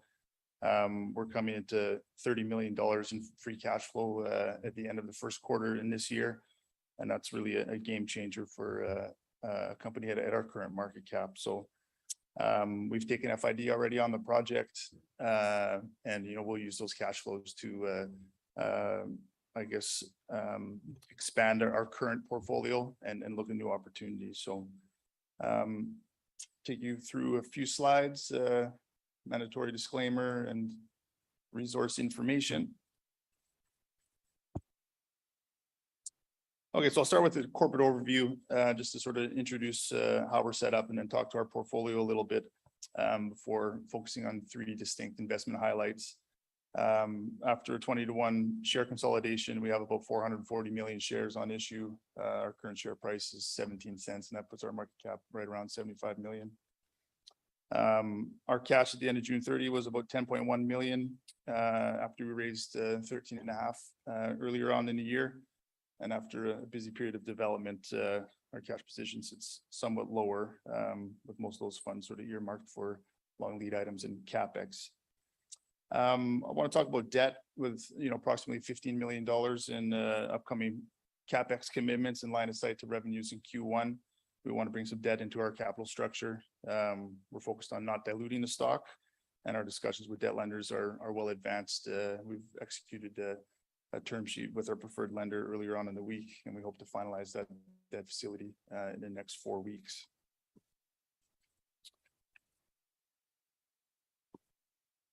So our portfolio is diversified in terms of geography, but also in phases of development. Our working interests are spread across 2 jurisdictions, in the Perth Basin in Australia and the South Gobi Basin in Mongolia. In the Perth Basin, you have a globally recognized conventional hydrocarbon basin. And then in the South Gobi, what's quickly becoming, a world-class CSG destination. In the Perth Basin, we hold a 45% interest in the Waterine project. It's a conventional gas and condensate project that's, as I mentioned, recently taken FID. Our partner in the project is Strike Energy, who've proven themselves as one of the best explorers in the Perth Basin. Beyond that, we have another field called Condor, which is looking very good in terms of its prospective resource. Both fields are Jurassic wet gas, which means that there's gas and condensate hopefully available. That's 100% owned, or will be 100% owned by Talon once it's excised out of EP 494. And then in the South Gobi Basin, we're earning a 33% interest in the massive Gravanti CSG project. TMK Energy is the operator there, and having returned from a trip in Mongolia about a month ago, I'm pleased to say that TMK has excellent knowledge of the basin, a great team in country. And they have significant local ownership, which is, you know, a key factor in Mongolia. So adding to this, obviously, there's a ton of demand for gas in both Mongolia and China. So all this added up, it's a non-operated position, but that means our corporate overheads are extremely low, and that contributes to a very capital efficient business. So to these investment themes, imminent cash flow out of Walyering Q1 next year is, you know, easily the biggest investment highlight. $30 million is, you know, far more than sort of keeping the lights on. $30 million on 100% interest is enough to drill and test, you know, 3 wells in the Perth Basin, you know, test 100 core holes or drill 33 pilot wells in Mongolia. And that's every year, right? So it's a real game changer. If you think cash flow is boring, we have exploration upside in spades. Obviously, Gravantes is rapidly developing to service China's energy demand. And the Condor prospect is the largest Jurassic wet gas prospect in the Perth Basin. So, and lastly, we have a number of near-term value catalysts as we transition from explorer to producer. Surprisingly, there's very little precedence in smaller cap companies making that transition. But this change in categorization often sees a company re-rate and trade at a premium compared to an explorer. One specific near-term catalyst is we're expecting the contingent resource to come out of Mongolia in the next couple of weeks, and it's looking to be the largest contingent resource to come out of Mongolia. So let's dive a little deeper into the first investment highlight, imminent cash flows from Walyering. This morning we released an update. There's a schematic diagram, as you can see. Walyering is a low capex, quick to market project. As introduced, it has a nameplate capacity of 33 terajoules per day of gas production and about 300 barrels per day of condensate. The facility to be tied into APA is primarily a gas pipeline, and we announced this morning we've executed our pipeline access agreement. Condensate will start its marketing journey on the Brand Highway. You can see that on the right side of the diagram, and all up, you know, the capex of the facility is, you know, $14 million, which is very low. But in what was a major milestone in announcing FID on the project 2 months ago, we've really focused on a local fabrication and procurement strategy. We're proud to say that 50% of these materials are being produced in WA and 70% in the rest of Australia. So it's been a key enabler to getting our project developed in a quick time frame. Environmental approvals are progressing well, with secondary approvals already submitted and under assessment by the regulator. And our forecast operating costs are well within the lowest quartile of onshore production. So combined with low capex, you know, we think the project is going to have excellent profitability. So Jurassic wet gas means 2 revenue streams. With gas, you get a commodity and a long-term take-or-pay contract. And then oil, obviously, you get spot exposure with opportunities for a pricing run. So we've seen the gas market, you know, double in the last couple of years. Ventures publicly announced that we expect to see our gas sales agreement finalized with pricing in $6 to $7 a gigajoule. You know, this is a huge uptick from where we were a couple of years ago. As I mentioned, we hope to finalize that gas sales agreement by the end of the year. Condensate daily production should be between 150 and 300 barrels. The condensate at Walyering is really light, and it could attract a premium as it requires less refining. So I think everybody's sort of tracking global energy markets, and you know that security of supply is becoming a huge issue and is really driving energy prices. Brent's coming off a 5-year high, and you know it's literally the best time to be developing an oil and gas project right now. So between these two products, we can expect at a gross level $50 to $75 million in cash flow, and again that's $30 million up to $30 million per annum net to Talon. So something we're pretty excited about. So if we move to our second investment highlight, exploration upside. We'll first start in Mongolia, and I thought it was important to give some macroeconomic context. You know, for some people, Mongolia is an obscure country, but it's, you know, it's really beautiful with a strong history of resource development. There's a strong fiscal and regulatory regime and a willingness to cooperate at both the provincial and federal level. International companies have spent tens of billions of dollars in country. Like Western Australia, resource development represents one of the largest sectors of employment, and really remains one of the main drivers for future economic prosperity in the country. So they're very serious about developing resources there. There's significant opportunities for decarbonization in both Mongolia and China, with gas substituting, particularly for coal-fired power generation, and an opportunity to replace diesel and heavy transportation. So China's energy requirements are astonishing. Having been up on site, and you're just seeing thousands of trucks drive across the Chinese border, all loaded in coal, right? Obviously China wants to move away from coal, so it speaks to how badly they want natural gas. And it's reported that China's facing its worst energy crisis in decades. So it's a very opportune time to be developing that resource. So Gravantes exemplifies exploration upside to a T. I mean, it's been independently verified by two of the most respected assessors in NSAI and risk, with a gross prospective resource of between 5.3 and 6 TCF. In my mind, that qualifies as world-class. The resource is on China's doorstep. Gravantes is literally the closest project to China. You can see on the border there, that's a 8,400 square kilometer permit. That's 20 kilometers from the border. And even closer to China's east-west gas pipeline there. So the project's had 100% exploration success with great results across the 5 wells we've tested, so much so that there's significant interest from PetroChina to support the project. They signed an MOU a couple of months ago and are looking to be a development partner. And that east-west gas pipeline I just talked to happens to be owned by PetroChina. So it's really shaping up to be an excellent development. So in the next few weeks, as I mentioned, we're working with NSAI to get out the contingent resource for the project, and it's looking to be the largest to date in Mongolia. So just a few pictures from the site trip. On the left, you can see the drilling rig that drills the core holes. It's more of a minerals rig.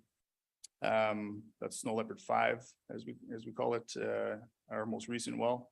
And to the top right is the signing ceremony with PetroChina in Ulaanbaatar, and underneath some gas desorption testing, drilling those cores, of the drilled cores. So this is a really great view of the project facing south. You can see the sort of, the 5 core holes that we drilled, and its proximity to the Chinese border. I was really pleased to see an area of land that's earmarked for, what could be a pipeline. There we go, sorry, the potential pipeline right away in green there. So the project has size and scale, access to a huge market in China. There are next to no surface constraints, as you can see in the topography. And the project has great technical parameters. So I won't spend too much time on this timeline. We've obviously finished exploration drilling, have a little bit of desorption testing to finalize, but that maiden contingent resource in the next couple of weeks. We'll kick off the pilot well program to bring gas to surface and improve the commerciality of it, and concurrently start the 2023 exploration program, which should go throughout most of the year, with a view to having first gas by the end of next year. So changing tack and coming back a little closer to home, we have Condor, which is 100% owned by Talon. Again, it's Jurassic white gas, and Condor is the largest untested Jurassic white gas structure in the Perth Basin. The comparative difference when we look at watering on a prospective resource level is, up to 5 times more gas and 11 times more condensate. It's a little bit shallower, so it should be cheaper, should be better quality reservoir, access to market. Both the DBNGP and PGP literally run right through the permit. So another exciting prospect. So lastly, our third and final investment highlight, we have a number of near-term value catalysts as we transition into a producer. We're moving from explorer to high margin producer, and right across our Perth Basin portfolio in Mongolia, there's a number of near-term catalysts. And just wrapping up, investment highlights again, imminent cash flow from Wallering, $30 million per annum. A game changer for a company at our current market cap. Exploration upside in Gravantes, which is rapidly developing to service the China's energy market. Condor looks really good. It's another analog Jurassic wet gas in what we've already sort of proven in Wallering, and near-term value catalysts in the next 6 months. I think that, Talon's a very compelling investment proposition, and I'm proud to say that I've purchased enough shares on market to be in the top 40 shareholders. So I have tremendous confidence in where it's going, and look forward to having a chat with you guys later on. Thanks very much.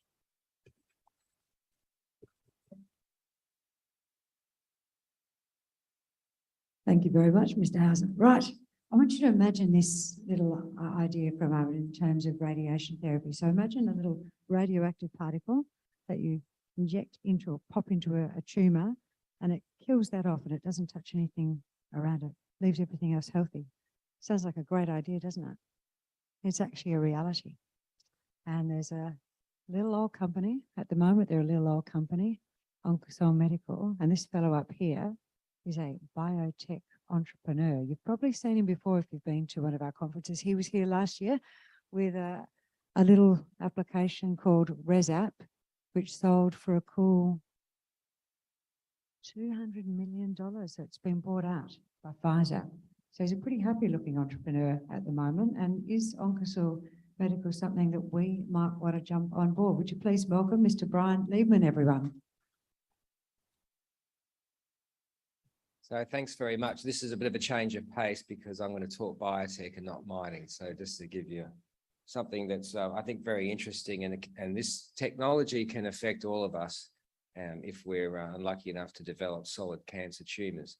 The board and management of this company are very experienced. Nigel Lang is formerly at Certex Medical. Certex is a very famous biotechnology company, was founded at UWA in Perth, and it went on to be sold about 5 years ago for about $1.5 billion. So he's formerly involved with them, and this is a similar sort of field of technology in terms of radiotherapy. Mr. Otto Batula is the company chairman. He was also a director of a company that I co-founded called Imagene Limited, which is now capped at about $1.5 billion. That also came out of Perth. And about myself, I co-founded OncoSil Medical about 8 years ago, also Imagene Limited, and as Chrissy was mentioning, ResApp Health, which I founded in Perth. And that's been I think a 12 times return for shareholders. It just got acquired by Pfizer last month. So that's been a terrific outcome for our shareholders. And I think that OncoSil, now that I've just joined the board, I think that's got tremendous prospects. Particularly, I'm intending to promote this company widely and tell everyone what a great story it is. So in terms of as what the company does, as Chrissy mentioned, it's very targeted. You're taking a radioactive particle and you're inserting it directly into a solid tumor. And it's killing the tumor from the inside out. And this is a very novel way to be able to treat solid tumors. Since the time that the company listed about 8 years ago, it's been through the whole gamut of the clinical trials. It's now received regulatory approval in Europe, and it's also being used in surgeries to treat inoperable pancreatic cancer. Now, that's what it's specifically been approved to do. I'm going to talk about pancreatic cancer in a moment, just to give you a scale of how significant this disease is, but the market opportunity is enormous. There's about 130,000 people that are annually that are eligible to receive this type of treatment in inoperable pancreatic cancer, and the market potential for the product is measured in the very billions of US dollars. I should have said many billions. So in terms of pancreatic cancer, you can see from the list of all the different types of solid tumor cancers that you can, or any types of cancers that you can develop, right down the very bottom is the pancreas. It has the lowest survival rate of any cancer that you could be diagnosed with. And there are obviously very many varied treatments for different types of cancer, but pancreatic cancer is the reason why the life expectancy is so short is because you're typically diagnosed late and there are very limited therapeutic options for patients. These are the clinical stages of pancreatic cancer. It starts off as a primary It can then spread into the lymph nodes, and from there it becomes metastatic, where it can spread throughout your entire body. Stage 1A and stage 1B are the typical stages where you want to be diagnosed. That's about 21% of people. Most people, 79%, are diagnosed at stage 3 and 4. They've got very, very limited prospects and a very short life expectancy from there. Surgical resection is by far the best way to treat any solid tumor. You're effectively cutting the tumor out. In the case of pancreatic cancer, 15% of cases are resectable because they're diagnosed early. They've got a fairly reasonable life expectancy if the surgery is successful in cutting it out. It becomes locally advanced. This is where it becomes non-surgical. That's the area that OncoSil is focused on, and then metastatic, where it effectively covers the whole body. At that point, your life expectancy is less than 6 months typically. And remember, that's the point of diagnosis. So 55% of people get diagnosed with pancreatic cancer and said, you've got 6 months to live. There's 2 ways of treating it. One is through surgery. Obviously, resection is the best way, and also radiotherapy. There are different types of radiotherapies, but I'm going to describe OncoSil to you. There's also systemic, which you're taking chemotherapy throughout your whole body. This is a sort of a last resort. The people who are diagnosed late do get chemotherapy, but they still only survive for about 6 months. Now, in terms of the OncoSil device, you can see that it's basically a radiotherapy that's injected directly into the tumor. I've got this really cool animation, which I'm about to show you. It runs for about 1.5 minutes, and this will explain to you very succinctly how OncoSil works. OncoSil is a brachytherapy device that utilizes highly targeted intratumoral placement of phosphorus-32 microparticles to treat locally advanced pancreatic cancer. OncoSil is delivered via ultrasound-guided endoscopy whilst the patient is under sedation or anesthesia. The echo endoscope is slowly inserted down the patient's esophagus through the stomach and duodenum, stopping very close to the pancreatic tumor. A very fine needle is then loaded through the biopsy channel of the echo endoscope and slowly guided through the gastric wall or duodenal wall to directly target the pancreatic tumor. Once the needle is positioned inside the tumor, the exact amount of OncoSil is injected slowly by the physician. The microparticles remain localized in the tumor permanently. Microparticle localization is confirmed by SPECT-CT Bremsstrahlung imaging. The implantation is personalized to the patient to deliver 100 gray of the tumor. With a phosphorus-32 half-life of 14 days, 98% of the radiation dose is delivered to the tumor within 81 days. This very significant dose of radiation causes direct damage to cancer cell DNA, rendering the tumor incapable of cell division and proliferation. Through this mechanism, OncoSil treats the cancer and can ultimately shrink tumor masses. In the PANCO study of OncoSil treatment of patients with locally advanced, non-resectable pancreatic cancer, in combination with chemotherapy, tumors shrunk sufficiently that a quarter of patients in the study underwent surgical resection with 90% long-term survival. So I hope that animation really gives you a perspective of how novel this therapy is. It was developed by OncoSil Medical, founded in Perth. It's now based in Germany and Sydney. They're actually using this treatment for inoperable pancreatic cancer patients in Europe right now.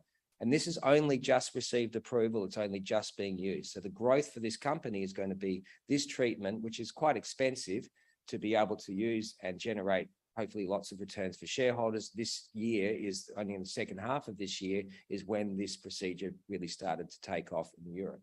So we've got an experienced team. We've already got CE mark approval in Europe. We've got innovation funding granted in Germany, which is our largest market in Europe. And we're also pursuing other types of cancer, duct cancers coming as well. That PANCO study is the basis for which we received our regulatory approvals. I'll talk about that. And you can see the various regions that we're currently approved in. The FDA is going to be the big one. This therapy becomes available in the United States. That will generate much more significant revenues. And we're optimistic of that coming very soon. So the PANCO study, this is the basis by which we got approval. 90.5% of patients who were treated had controlled disease at 16 weeks. But more importantly, 1 in 3 patients became eligible for resection, which is surgery after receiving OncoSil, and 1 in 4 patients actually underwent the surgical resection with curative intent. That's a medical term that says these patients, according to the doctor, have every prospect of long-term survival following this treatment. And remember, as the pancreatic cancer grows in their body, it effectively becomes spread throughout their body, and then their life expectancy is 6 months, and the death rate is 100%. So the PANCO study shows very clearly we've had 1 in 3 patients receiving OncoSil plus chemotherapy became eligible for surgery. What's effectively happening is the tumor is shrinking. So if you can shrink the tumor, you can actually cut it out. Remember, if you've got a large tumor in your pancreas, unlike say with prostate cancer, you can cut the prostate out, your man can still survive and function normally. But with pancreatic cancer, you cannot cut out the pancreas. So unless you can shrink that tumor and make the patient eligible for resection, their prospects are extremely low. What's most important as well is at the end of the study, we had the follow-up of those patients, and 6 out of the 10 patients that were resected remained alive, 5 without any evidence of disease. Now, those months are actually out of date because those patients are still alive even to this day.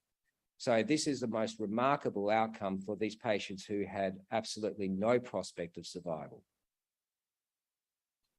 This innovative funding in Germany, Germany is really a target market for us. They have provided funding that allows patients in Germany to receive the treatment at a subsidized cost by the hospitals performing that treatment. Of course, that's a full remuneration back to OncoSil, but this has only just occurred. So this is where you can see that the OncoSil treatment is starting to gain momentum as a novel therapy for patients with inoperable pancreatic cancer. And it's also fully funded trial in Germany. Now, the key there is about getting public insurance reimbursement. So if you can actually get on, say, the reimbursements like Medicare, then the cost of the treatment for the patient becomes negligible. And in order to achieve that, we have to do this further trial, which is being fully funded. It doesn't cost the shareholders a dime to do this study. And so that's being done by leading university hospitals throughout Germany. So that is a major new development for the company and really goes to our prospects in terms of revenue growth. And where we intend to go, in terms of our commercial vision, if you look at the milestones that the company has achieved, they're very significant. In terms of getting fully funded government-sponsored clinical trial in Germany, that trial has been done. We had our first commercial sales in Spain. We've also had our first commercial sales in Germany. Most importantly, we've only just announced recently that we're now qualified for private healthcare reimbursement throughout the United Kingdom. So if you've got private medical cover and you're diagnosed with this illness, this becomes an option for you. And this has only just happened. We've got a reimbursement happening in Belgium this quarter, and we have these new trials that we're doing.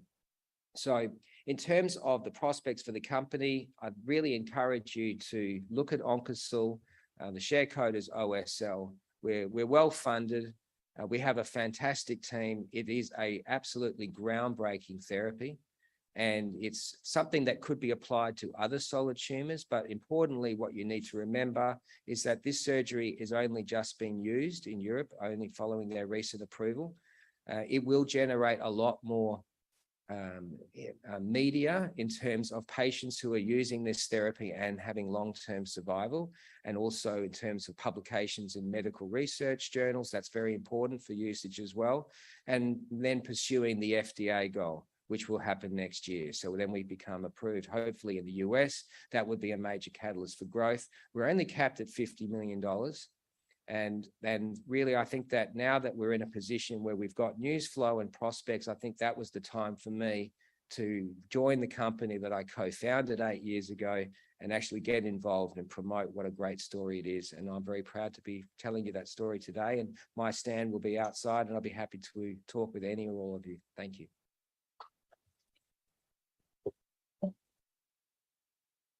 Thank you, Brian, so much. It certainly was a change of pace from all those other ones, and deadly interesting. I wish I'd actually sat and locked the door and made everyone stay in here and listen to it. So thank you. Thank you. It's really very good, much. wasn't it? Really interesting. Oh, did you, a question? Wait, someone has a question. Or are you just stretching? A real question. When would we be able to envisage something like this being used in Australia? Being So- accessible. The Panko study was actually in part done in Australia with other studies. So in terms of getting TGA approval, that is definitely in the company's horizon. I will just caveat this. In terms of the market opportunity, Australia has only got a population of 25 million people. And so getting TGA approval is a goal, but it's not a strong commercial goal. The big commercial goal is in Europe and the United States, where we can generate very large funds. So that's what we're targeting first. But I very much want to see, now that I'm on the board, to see TGA approval achieved in the next 2 years. Thanks, Brian. That's amazing. One of my spare little roles, if you need to go to morning tea, feel free. If you want to stay and listen to this interesting human, you can. One of my little spare roles is a celebrant, and 3 of the people that I have held celebrations for life for this year have died of pancreatic cancer, inoperable. Where is your intellectual property protection? What's to stop me doing the same thing? Sure. The intellectual property protection is global. So the OncoSil device has been patented in all major markets, including China, for example. It's quite a novel procedure. I don't think it's something that you could just go and copy, particularly given that you're dealing with a radioactive particle. In fact, if you put that particle into the palm of your hand, it would actually burn a hole right through it. So the key here is that these particles contained within the tumor and they stay within the tumor. So not easy to replicate. Could you put your hands together for Brian again, everyone? Thank Really you. interesting. Right, we're going to take a little break. You'll hear me running around.